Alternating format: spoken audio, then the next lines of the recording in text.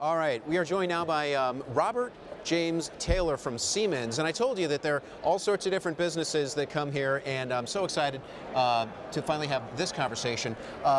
You know, I was a former stock picker and loved industrials, and I think of companies like Siemens, like Schindler, also in Germany, and now Siemens here at HIMSS in the medical business. Exciting.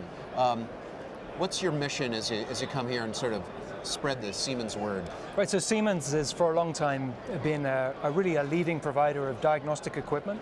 So in terms of imaging and in vitro diagnostics and interventional therapies, Siemens is really right up there as market leader. Yes. So we have a very strong footprint within healthcare institutions. And flowing within those diagnostic domains are tremendous treasure troves of information and data which actually contain great opportunities to get ahead of disease, uncover care gaps, and trigger proactive follow-up to go and close those care gaps. So our mission here at HIMSS is to communicate this message that within the diagnostic domain, there's so much we can do to really start looking longitudinally at getting ahead of disease and getting ahead of costs and outcomes. So I had a conversation with a gentleman by the name of Vala Afshar, who is the Chief Information Officer at Salesforce.com. He told me that we're collecting maybe 1% of the data that we possibly could. You want to put your own percentage on that one? You know, in terms of percentages, medical imaging and lab diagnostics, genomic sequencing, I mean, this is really big data. Big. And so what has happened traditionally is that we extract a small snippet from that through a diagnostic report. Right. But behind the scenes, there's a tremendous additional amount of information that we're just missing out. So the 1% to 99%, it's a valid comment. And we're driving initiatives using AI, natural language processing, image analytics, to automatically analyze those images and catch what may have been missed in the primary purpose for the exam. And that's where we turn up great opportunities to drive additional early intervention, screening, and so on. What are some of the new products that you're introducing over the next few months and even talking about here at HIMSS? Sure, so the primary product is this proactive follow-up solution.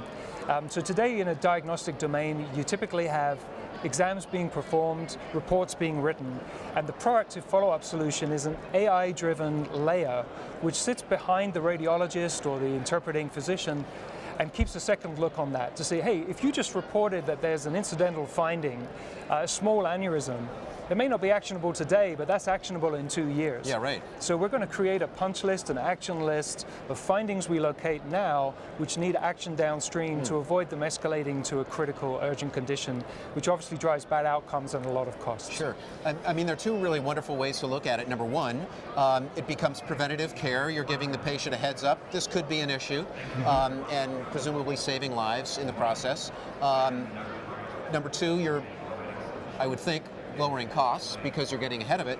And number three, you're also actually, and I hate to sound mercenary, but you are helping healthcare providers find other opportunities to find revenue streams. I mean, everybody wins in that scenario. Am I missing something? You're not missing something, it's a valid point. Right. And you know, you make a point, it can sound cynical, but the reality in the world is the best therapy is the one that people will actually engage with, right? Yes. So given that we do have a health system that's still vastly dominated by fee-for-service, if you actually want to drive change, you need to find something that's a win-win. So it drives more appropriate fee-for-service volume while overall improving outcomes and managing the total cost of healthcare. Right. So really what Siemens is about is diagnostic, screening, early intervention. So we're really about helping to move the costs from that long-term therapy, chronic care scenario, shift them upstream into earlier detection and prevention, where it's a much better place to spend money because you save money later on and you improve outcomes and quality of life. You have the unique perspective being based in Europe of engaging with customers around the world. Which health systems do you think do the best job of bridging that gap between patient and provider using the types of systems that Siemens produces? You know, that's a really an interesting observation. We do interact around the world, and you know, we know that the United States is very much a fee-for-service model, very fragmented healthcare. So you might think things are different in Europe or something, but actually they're not. It seems to be that uniform across healthcare globally is that we're organized in vertical silos where we go after what's right for the department or the service line or the surgical specialty. And the challenge for all of these health systems is knock down the silos. Drive culture change from the top down, organize people to collaborate around patient journey, patient experience, outcomes, and that's uniform across the world. So that need to drive that culture change and to support that with appropriate data that allows you to organize around the patient's concerns. That's what really we see as a common theme globally. Yeah, certainly. Before I let you go, are you presenting either today or tomorrow where we can send people to go hear more? Absolutely. On the Siemens booth, you'll find a population health stand where they'll be demonstrating this proactive follow-up solution as part of our healthcare ecosystem. Wonderful. That's out on the floor. I'm in front of the camera for another couple of hours, and then I'll come see you. Perfect. Thanks very much. Thanks for being with us. No problem.